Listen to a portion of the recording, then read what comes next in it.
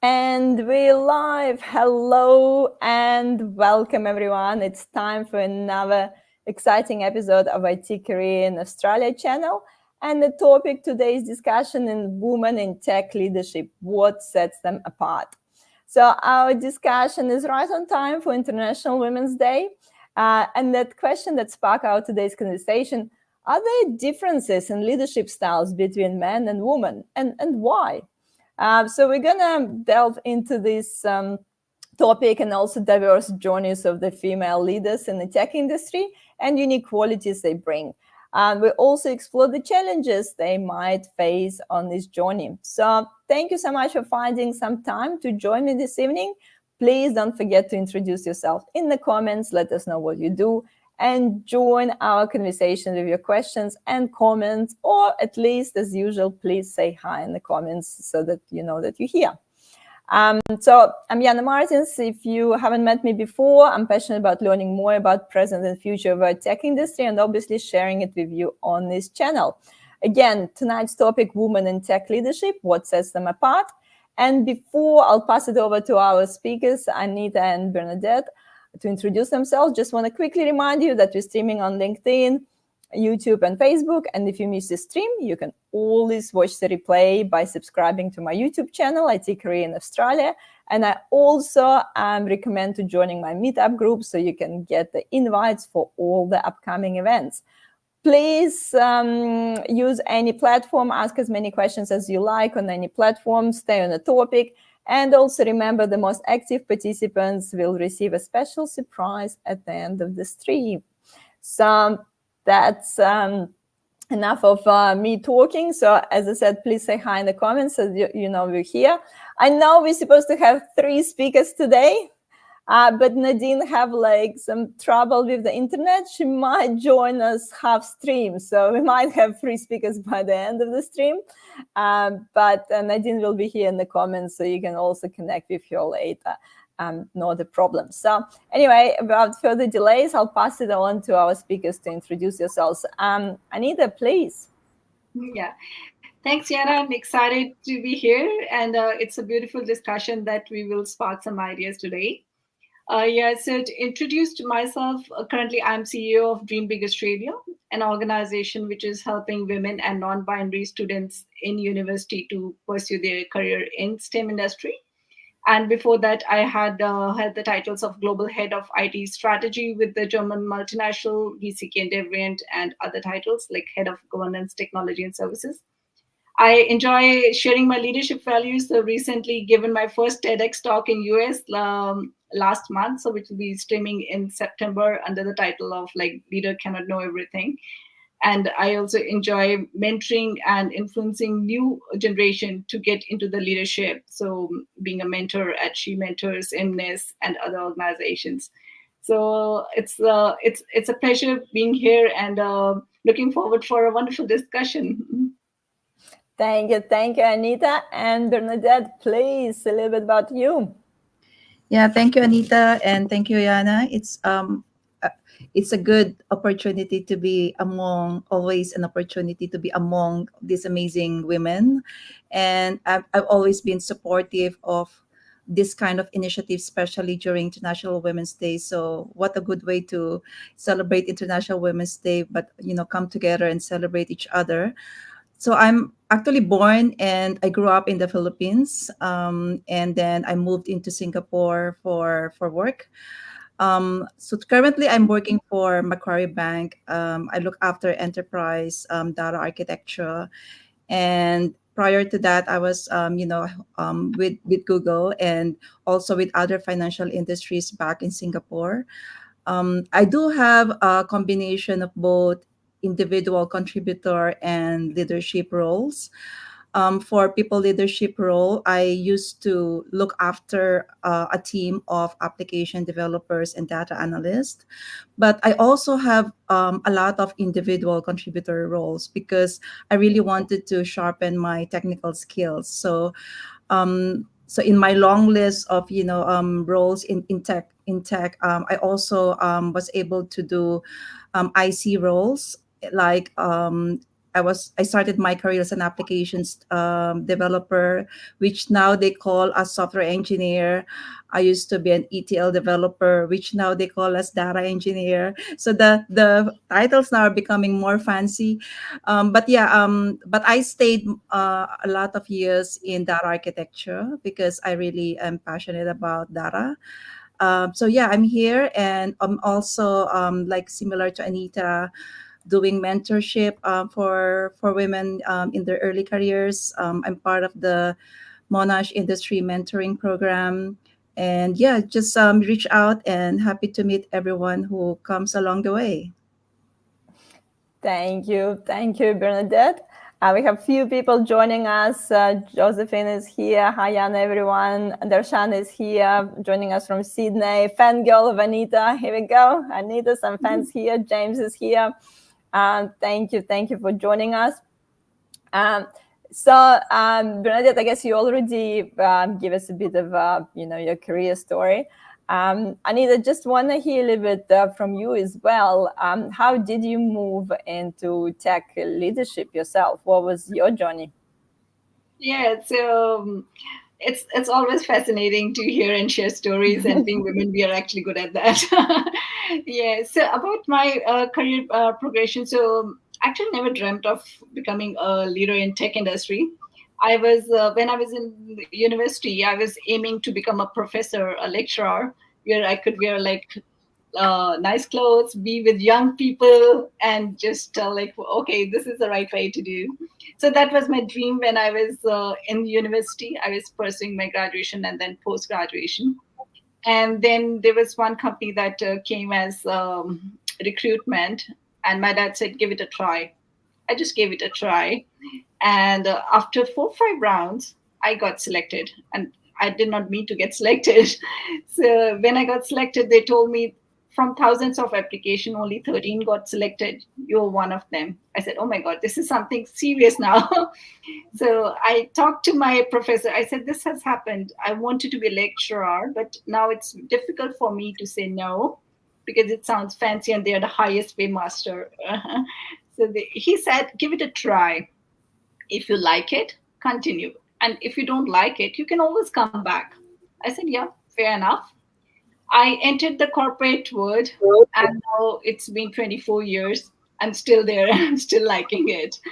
So that's how I started my corporate journey. And during this time, I had played various roles, like as well as like individual contributor and people management, where I had worked on array of things.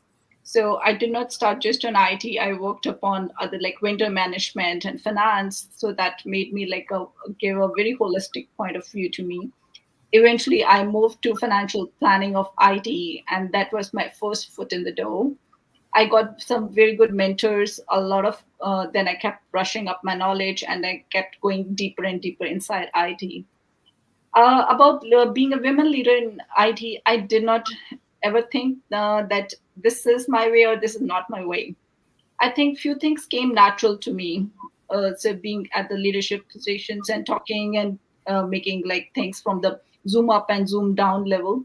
So it eventually happened to be like that. So I managed IT application area, IT infrastructure projects, operations area, and then started playing more strategic roles, making a strategy and expansions and all that. So it just like I would say when you like something and you pursue doing it with your full courage and grit, things just happen with you.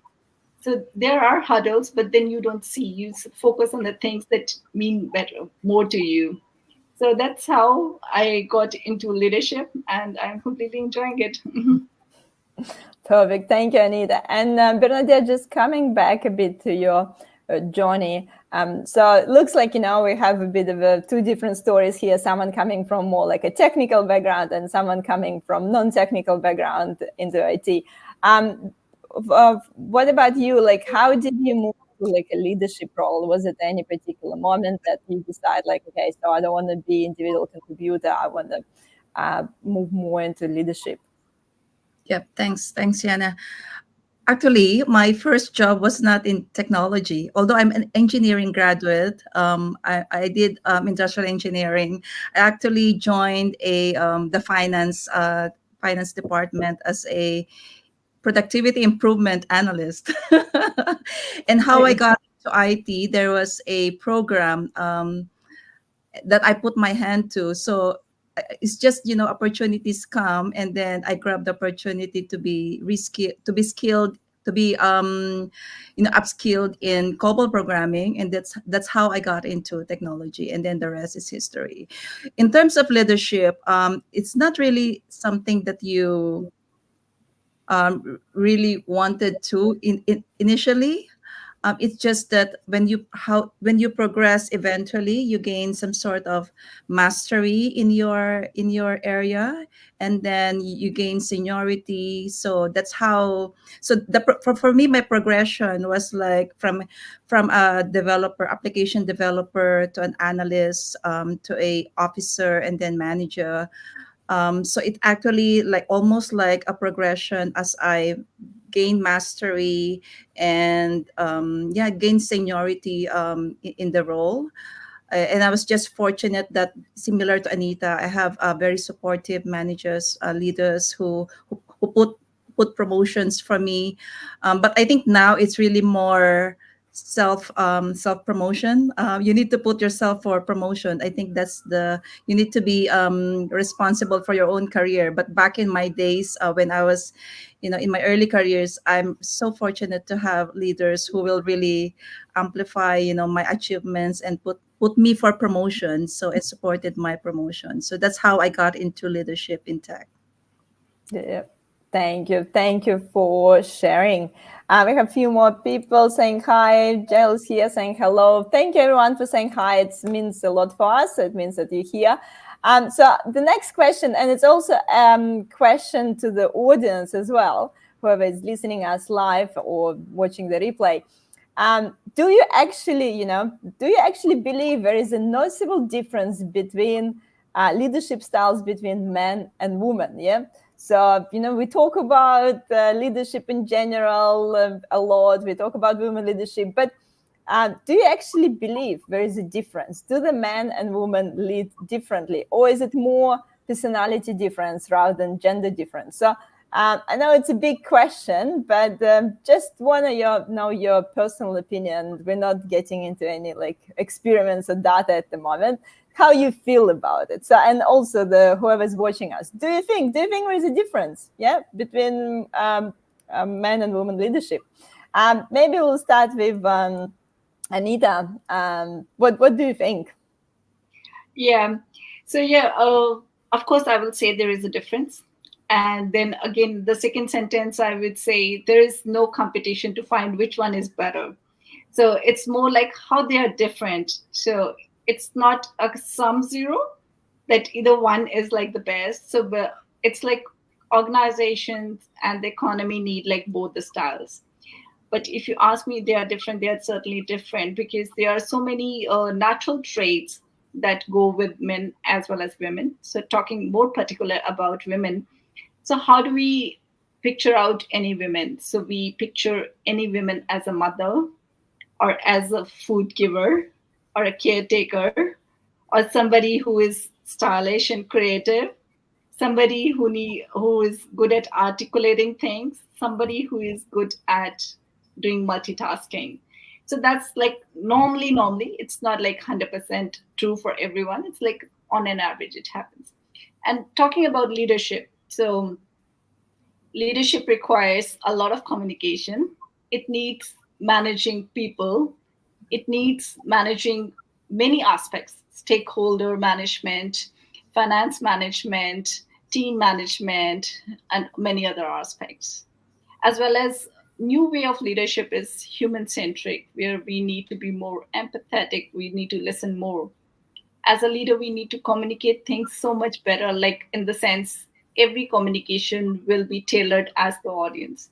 So you see there is a match between what is required to be a leader and what goes naturally with the women. So that makes women a very strong leader. I strongly believe that, because that makes women more human centric leaders, more empathetic leaders, leaders who listen more and take more democratic decisions. So they are more kind of a team player, more subjective. They know like what are the challenges of diversity. They know how to manage like diverse opinions. So all these traits can be acquired with the people who do not have like males or have less. Some have a lot of them already, but these are acquired. But these come naturally to women. So they it makes women leadership very different leadership. I had been leading tech teams where I had 20 men and only men. So Mm. at first glance, when I got that team, I was a little scared. How would they take them? They're like much, much taller than me. They're much, much bigger and stronger than me. They're much experienced. How would it be? So I just called up my senior colleague from my previous organization. I said, "Hey, this is happening. What do you think?" He said, "Be your natural self. Women are great in managing people, challenging situations. They are very resilient, emotionally resilient, and very courageous to take decisions. So be yourself. Don't try to be a man. Just be yourself." And that thing worked really well with me. It was amazing when I left that position and went to the other position, how much love and caring I got from my team, how much they liked it. So that was quite encouraging. So I would say, yeah, both are different, and differences make a lot of sense over here.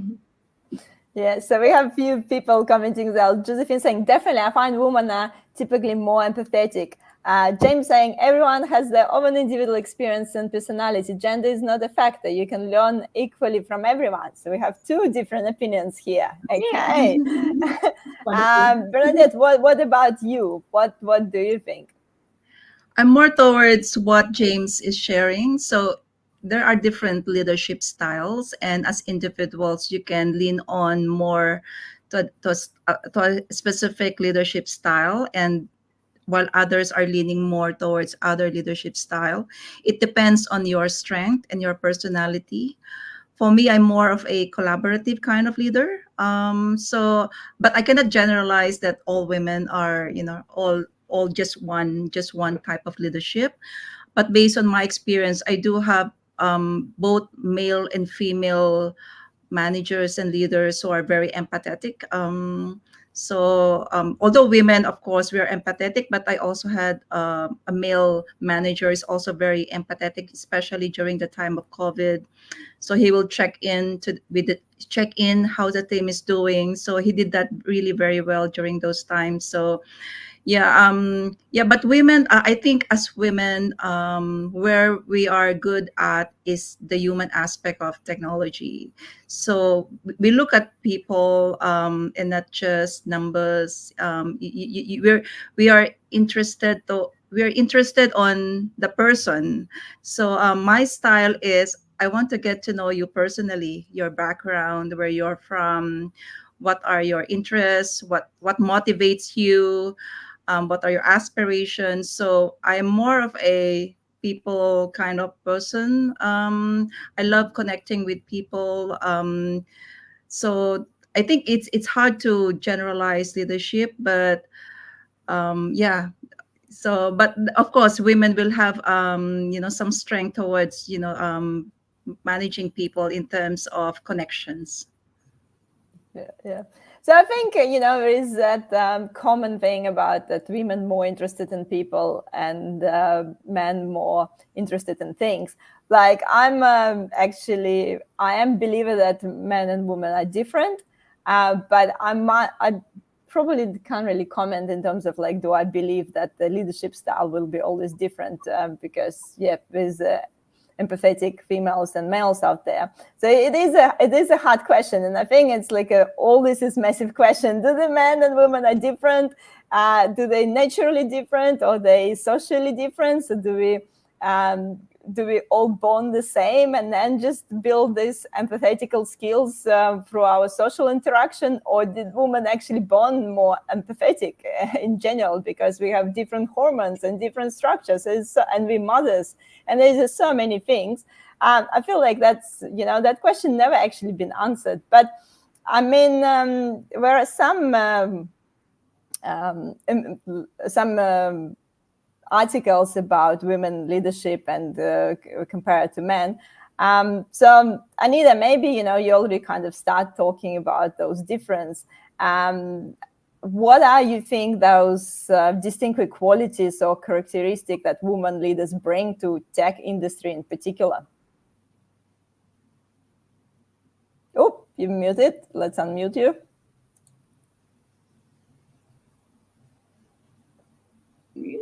Yeah. Yep. So tech industry, yeah, it's actually a very unique kind of a setup we have over here. So where we have a lot of right brain thing, left brain thing going together.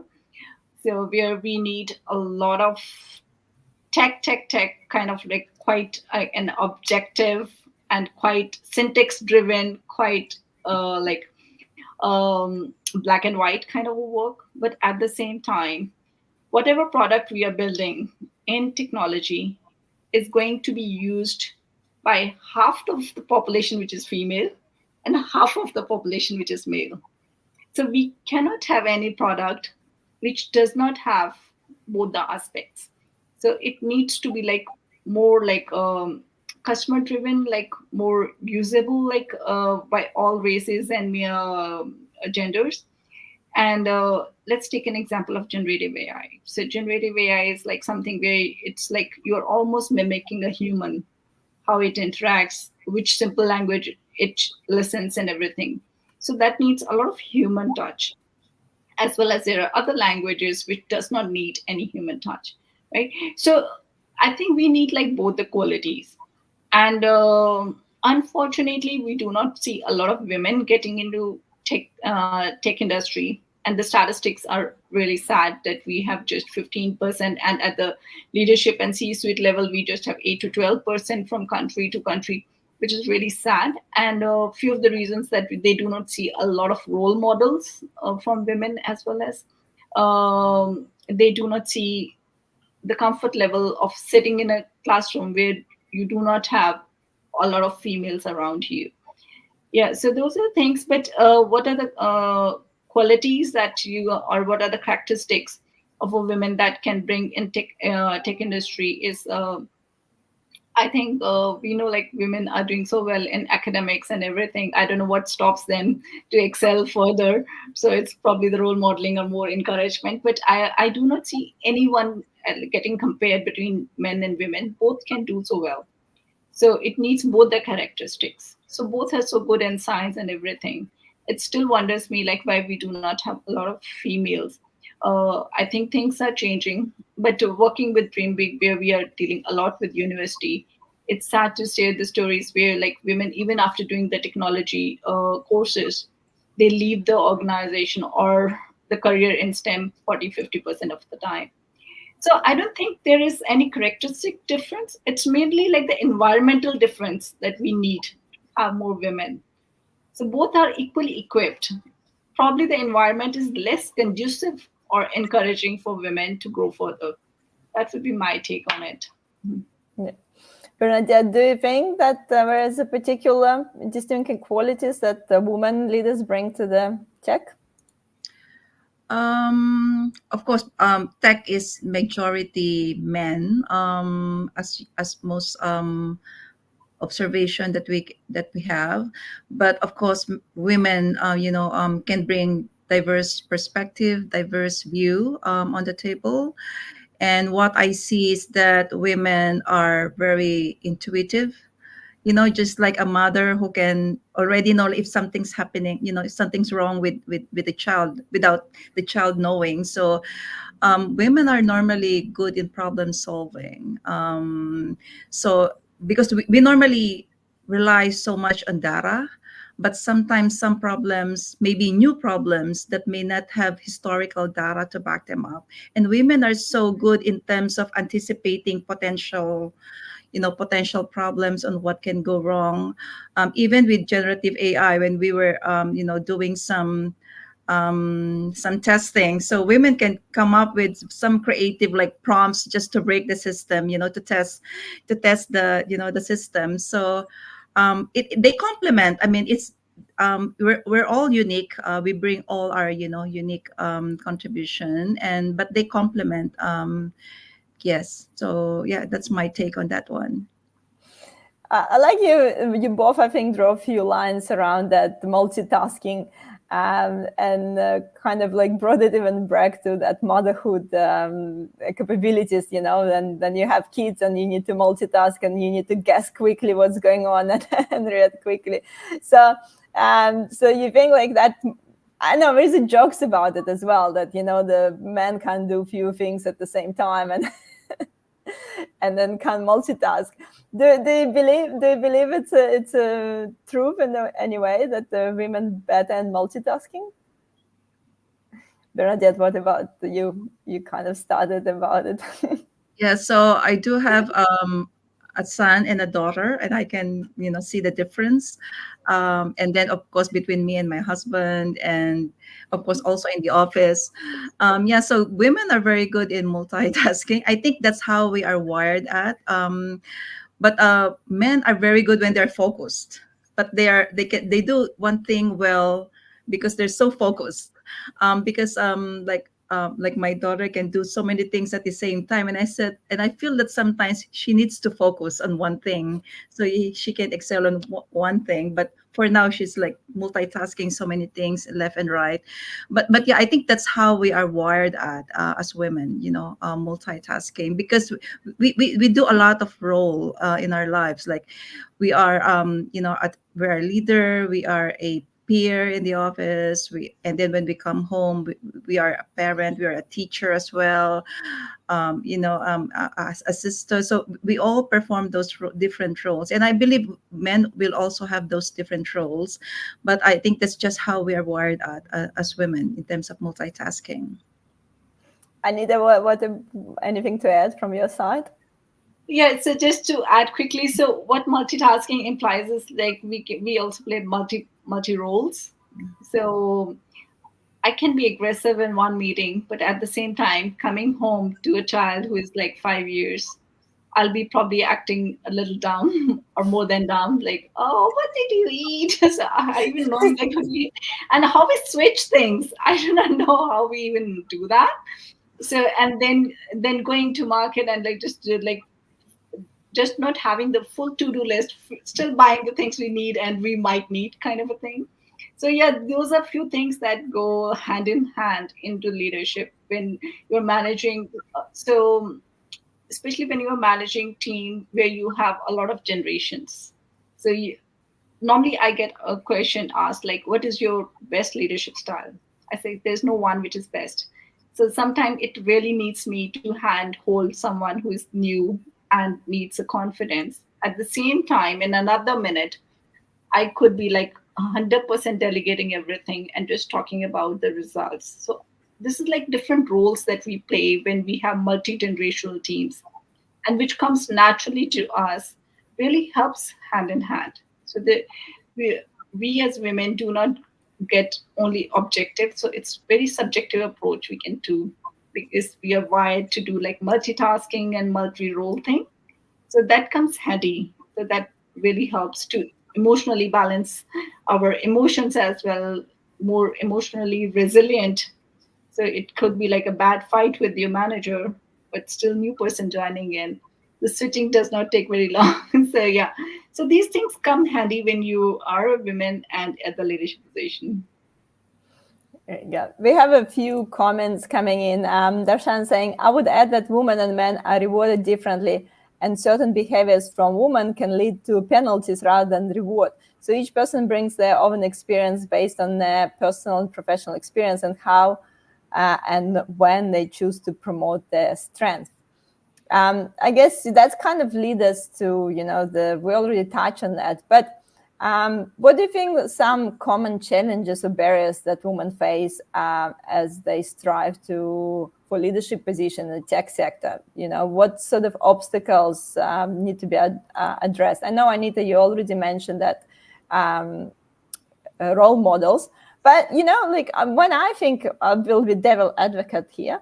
When I think about role models, I think like, why the role models need to be a woman? Yeah, so like if I want to be a tech leader, I can look to, I don't know, Elon Musk come to my mind, but I can look to anyone. It could be male, so it doesn't matter. Like, I don't feel like I need the female role model if I want to achieve something. Yep. So, but you mentioned that it could be one of the, big things in the tech industry. So just maybe, like what are the barriers you think is quite common in the industry and in your opinion? Yeah, so I agree with you, Yana. So even like when I started, I never looked at anybody as like female role model, because that probably goes with your and my personality. But at the same time, while mentoring, when we ask people, what do you want to be? So normally when they say like, okay, I want to be construction engineer or something, so normally you hear a lot from boys, because that's what, like, firefighter they think is a boy. There's automatic picture. So it takes a courage and a support to think of somebody that you have not seen. So it does impact other a lot of more young 13-year 14-year girls to have more role models. But I agree, not everyone would need that. As well as other challenges that we have is like, I'm like talking about 2 decades back, when we started in technology. So even now, we when we enter the boardroom, we do not have a lot of females, or I'm just the one sitting on the decision table. For that to be there with a lot of men around you, and men are not at all bad. It's just like, when you are being raised from a family where you need to show like more respect to men, and when you are putting your point which you do not agree, you really need to be aggressive, but at the same time courageous, and at the same time more settled in the brain, as well as managing your heartbeat, right?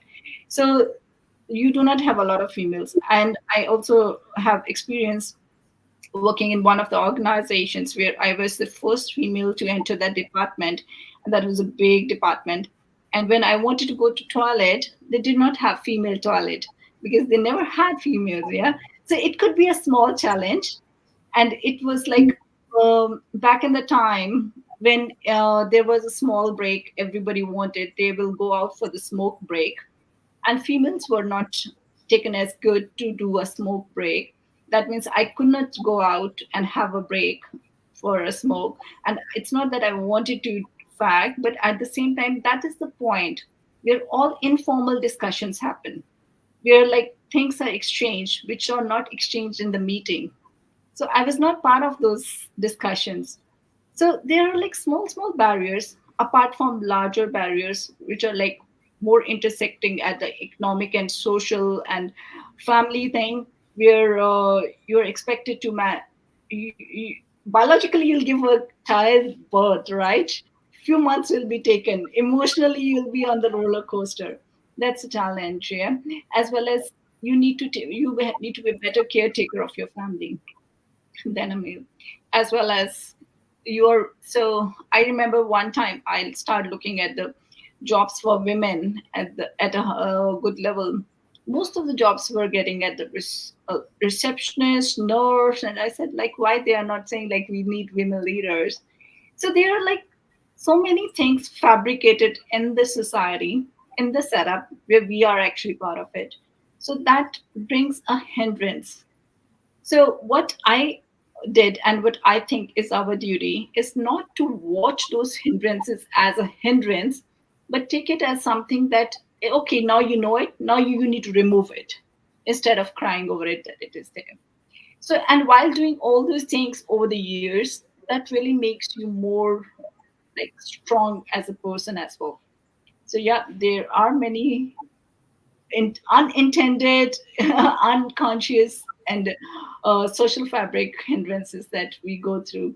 And of course, there are so many male mentors and male managers who help me, and they did not know that I had those hindrances till the time I was vocal about it. So it's important, when you know that, you should work to remove it, so that the other girl who is coming has a female toilet to go as well. Yeah, that definitely would help. But that's a different story about the toilets. Is more and more of those. So that's, the separate topic, I guess. Come back to come back to the barriers and challenges. Bernadette, what about you? And maybe you have some personal story as well to share, or in general, what do you think that is common barriers when women go to tech leadership position? Yes. So we do have what we call unconscious biases, which are very systemic. So they expect you like some behaviors. So they are expect they expect some kind one behavior for women. If you come across very aggressive or very strong, or assertive, then you come across as aggressive, as compared to when men are a strong personality, then they're regarded as a leader, natural leader. So there are those biases, gender biases, and I think what some of the barriers as well are, women don't promote achievements as much as men do. So we hold back in terms of like sharing, like showcasing the work that we do. And I'm guilty of that, especially when I was in my early careers. I would just work hard and hope that someone will notice the hard work that I do. So, and someone will, word of mouth, like talk about Bernadette. But it doesn't happen that way, especially for very large organizations. So we have to equip ourselves with skills, or help ourselves with skills to promote ourselves. There are a lot of workshops, like I'm Remarkable workshops, that I also facilitate to build those confidence for women, and underrepresented group. Because there's always it's hard to wait for the perfect work culture for us to be noticed, because we know that there is a gender inequality around us. So we need to really build that confidence to lift ourselves and support other women, so that we create that safe space, and it becomes like a new norm. And one of the other barrier that I see and I notice is imposter syndrome. So and I'm guilty of that as well. Once in a while it will hit me. It's like, oh my god, I'm not good.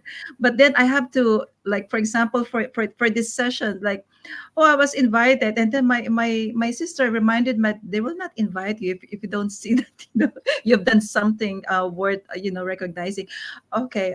So sometimes it's easy for us to criticize ourselves, put down ourselves. But and if there's opportunity, and we always want to take all the mark, so there are some senior roles that came to me early, previously. And it's like I was hesitating, like, am I ready for those roles?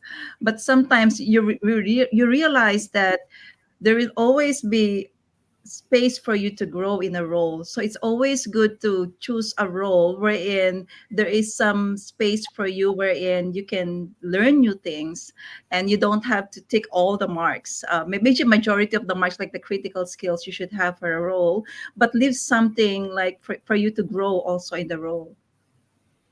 Yeah, definitely. And I think, you mentioned briefly about it, but this is a really common perception when the woman is more like aggressive and strong, she's usually less likable. Yeah. So it's kind of hard to be, really hard to be likable and a strong woman leader, because you will be perceived like not a nice woman because you're too strong and too pushy. So have you noticed anything like that during your experience? That sort of, the conflict between being likable and being pushy and strong. So I don't know, Anita, have you noticed anything in your career like that? Yeah, it does happen, not just in career, but in your like social setup as well. So because it's very difficult for somebody to take somebody who is like focused and aggressive in the career. So I know the places where I share this, and then it was taken in the social setup. Probably I'm not a good mother. Probably I'm not more focused as a wife. But then there were so many other who supported me as well. But it's like you don't care about these people who tell you, as well as in the office. So you are being taken as some. So when you have a voice and a strong opinion, it's like, oh, she's not likable. She's like a kind of a fighter kind of a person. But no, that's not the fact. So I can also have my opinion, which could be different from yours. So it takes you a lot of practice and a lot of art of learning to ignore things, and art of diplomatically putting it, to still be a kind of a strong, assertive leader. Even like it's a very small example. So in my one of the positions, when I was hiring a senior project manager and program manager, it was during the COVID time that could not meet. So I was having a lot of video interviews, and when we put on the camera, and then there's a one strong, like very talented and experienced man coming outside, he would presume that I'm somebody who is a kind of admin to the attorney or something, who is just doing an introduction, and they would sit lightly and say, yeah, yeah. Then I would smartly bring that in conversation. Yeah, I'm expanding my team, so I would love to have a kind of a talent. Then he would realize, oh, she's going to be my manager, and he was, yeah, yeah, yeah, of course we can do that. So you see the shift. So yeah, so there's so many things, because they cannot see like an assertive woman. So, and it's not their fault. It's not meant. It's on more to like even females. So if you try to say that you want to grow in this career and do, I used to do a lot of like international travel. It could be taken as somebody who is kind of mean person, who is somebody like more focused on herself. These things matter to you when you are in your 20s. 30s, you get neutral. 40s, you give a shit. Yeah. Definitely, but you're right, Anita, as well. It's not only men perceive women differently, likable or strong. It's other females as well. So it is feels like it's quite deep on the unconscious level. So we usually don't really like that strong assertive female. It's a bit like, oh, like she's a bit bitchy. Like I'm not sure. Yeah. But do get that feeling. Bernadette, what about you? Have you had any like situation where this like fight between being likable and strong? Yeah, so for me, my experience is somewhat different. So a lot of the feedback that I got is during my younger years, where that I was not aggressive enough, or I was too likable. So I fall into the trap of being super likable, and it's almost like I'm not sure whether it's a it's a good feedback or not. But I always get a lot of feedback during my younger years that I'm so likable, and that yeah, I'm not aggressive enough during meetings, so I need to speak up more often. And of course, we do have, like, personality types, and over time, like, that's why I also look up to Jacinta, Hardem. And she challenges, like, just because you are, empathetic, then you cannot be assertive, so you don't need to be aggressive to be assertive, to be an assertive leader. Like, I'm an introvert, but I have my way of being assertive, but you won't see me like shouting or being the loudest voice in the room, but I will find a way to speak my mind and assert myself, but not on the side of aggressiveness. So for me, I'm on a different scale.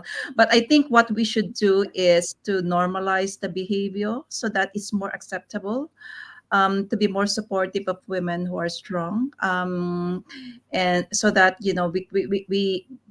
we provide that community and support for women. So I think as leaders, we should provide that space, create that safe space for everyone. Either they are on the stronger personality, or more on the introverted kind of personality, so that people can bring their authentic selves to work. Yeah, more no accept people for who they are, because I'm sure it will be men in a different situation who are, too likable, not likable because they don't look that strong. So I think there will be some completely reversed scenarios for some men who, don't feel like they want to be aggressive, like not aggressive, assertive and strong, and they don't perceive as a strong leader either. So I think would be some scenarios like that, and it's all about the acceptance, and it's all about accepting different personalities and different styles to make sure that we can all collaborate and get to the best results. I'm just cautious about the time as well. We have 15 minutes left of our discussion. We have some questions from the audience, and guys who's listening, so if you have any last questions, please pop it in the comments, or if you have some opinions around difference of women and men leadership styles, please share your opinions in the comments as well. Josephine is asking, what are the best parts of about being a woman in tech leadership? Anita, do you want to go first? Yeah, sure. So thanks, Josephine, for asking this question. So what's the best part about being women in tech leadership? So coming from my generation, so it took a lot to become a women leader.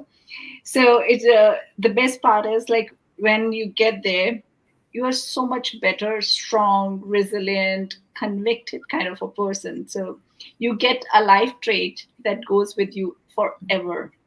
So I cannot think of like myself what I was at my teenage and how I kind of nurtured my abilities and to get there, because it's so difficult to be there. So you really need to rechange your path, give a pat on your back, own your mistakes, and all those things. That makes you such a wonderful person, so that you can enjoy for the rest of your life. There you go. That's, it sounds like Anita really enjoy her career. So, it's exciting, to see someone who like so excited about their journey, because, sometimes when people talk about their career, they're like, yeah, I didn't have a life. I just walked. Yeah, no, it's good. When you own things, you enjoy them more. That's what I've seen. Bernadette, what about you? What's the best part about being a woman in tech leadership for you? So the best part is really about developing leaders around you. Coaching. I think that's the best part of leadership. Really, is coaching. Mentoring people and seeing them successful in their own ways. So and yeah, as a woman in tech leadership, you bring that representation as well. We know that we are a minority in tech. So being in the tech leadership role, like you can be like a role model. We talk about role modeling. So you can be a role model for young women or young girls, who are aspiring to make a career in technology. So I think providing that representation matters, especially for young girls, and yeah, coaching and developing leaders around you as well. Yeah, definitely. And I think that's, when you look at the different articles about female leaders, it's also about, that noticeably different way than in terms of building caring connections, mentoring, developing others. I think that's probably one of that big differences that females bring often to organization, that building the community, concern about the communities. So, and which is quite valuable in today's business environment, especially I guess with developed all those tools and AI tools.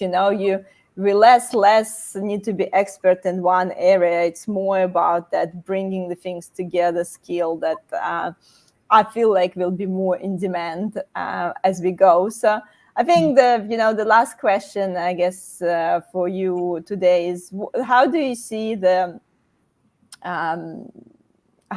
landscape of women in tech leadership evolving in the coming years, and what sort of opportunities do you anticipate in the horizon? Bernadette, what about you? Yeah, so I came across like a bill in Australia, and I really love, that Australia is putting a priority or attention, and also attention to driving gender diversity. So there are some progress already that I observe. I see a lot of, women leaders, women, startup founders. So it's really encouraging to see a lot more women now in the tech industry, and as well as, the government also giving the initiatives for, for employers and organizations to have more strategies to promote gender equalities. So I think Australia is doing really well. Although there's still a lot of room to improve, like Anita shared the numbers earlier, but I think that there's, it's openly discussed. It's put in the agenda of a lot of companies. So there's hope, especially for our daughters. Yeah, so but there's a lot more work to be done for sure, and I think for us, the work that we do today, those who will really benefit are the future generation. So there's a lot more work to do in that space, but I think we're moving towards that direction. Perfect. I need anything to add from your side?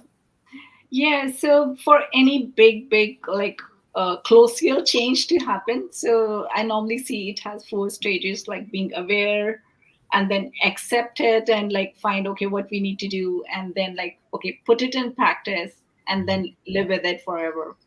So I believe it's just not Australia, but I've seen other countries as well. We are at the initial stage. So good news is we have started working towards it. We are all aware. So there are numbers to tell. There are legislations. We saw that Vega. So number says we are like there's a gender pay inequality of 19 to 21% around the world, and there are so many numbers. So we are at the aware stage. That's really really good. And while we are at the aware stage, we have a lot of male who are at the decision table to help that. We have a lot of women representation to begin with. So I think we are at stage one out of the three more stages to proceed. So I would be really waiting if I can see in my lifetime up to the stage four, where we do not have any disparity. But yes, so we need to take it further. It's this that disparity came in a very unconscious way. It's not that people do not want women. Probably there were like 110 reasons which were really at the unconscious stage, and there are so many who want it to happen now.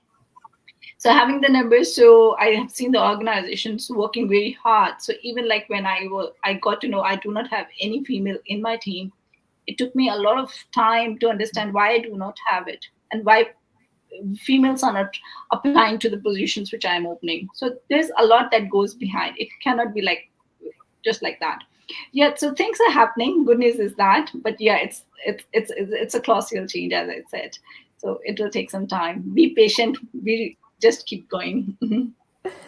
And I guess we have a few more minutes. If you can just give the really, really quick advice, just like, like your top advice for any aspiring women leaders who are looking to make it in the tech industry, what it would be. Maybe it's a skill they need to focus on, or just a general advice. So like if you need to give like a quick top advice for women out there, what would it be? Anita, do you want to start with yours? Yeah, sure, why not? So yeah, we are always good at giving advice. So that's one with the easiest thing. No, so yeah, so what I've seen is like that can be really really effective is when you are getting into a leadership role, or when you're at the early of it. Do not think that you're in a minority group. Do not focus a lot on hurdles. Do not give a lot of attention to the things which are coming as a barrier. Just focus on what you want to achieve and how would you achieve it. Because when you start paying attention to the negative forces, they look so big. And as Bernadette mentioned, so we have the challenges with imposter syndrome, not taking the full kind of credit kind of a thing. So that really makes you weak. and that would not be helpful. So just go blindsided and do not look at the hurdles. Do not think there is anything like that. Just keep moving, keep moving. You'll be there. But once you reach the leadership level, remove your blinds, because that is not the position that you should have blindsidedness. That is the time for you to think of the hurdles that you crossed and how can you remove them for the future leaders, not only like women but other men as well as other minority groups, maybe culturally diverse groups, maybe LGBTQ, maybe anyone else. So that is your position to wide open your eyes and just work towards removing it, because that is your kind of responsibility, I should say ethical responsibility, being a leader, that you should open path for as many as diverse groups to come, so that you everyone can live up to their full potential as well as to their dreams. So that's my advice to it. Definitely, we all mentioned someone who help us to grow and help us to build our careers. So, well, I guess when we get to that point, make sure to give back and give opportunities to other people to excel in their careers and encourage them. Bernadette, what about you? Like your top advice for aspiring women out there breaking into tech leadership? Yes, so for me, you can be a leader at any role. So being a leader is not just tied to your job title. Even if you're an IC role, you can actually demonstrate leadership as well. And there's a lot of opportunities, not just within your role. You can actually also be a community leader. Being actively involved in driving culture, this work culture initiatives or programs. So there's a lot of opportunity to show leadership and to be seen as a leader. So for me, yeah, leadership is really all about communication, just like what Anita said, and build connections, establish those good genuine relationships, not just within the workplace but also outside the workplace. So just like here now, I have like two beautiful women, that I got to know in this session. So continue building relationships, stay curious, keep developing yourself.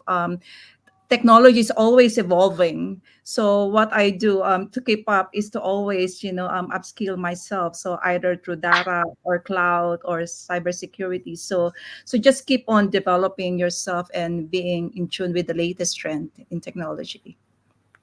Definitely perfect. Thank you so much, ladies. Some great tips here. And to build up on that last tip about building connection and networking, there is opportunity to network in every live stream that I run. And today we have this our usual giveaway, the virtual coffee chat with the speakers.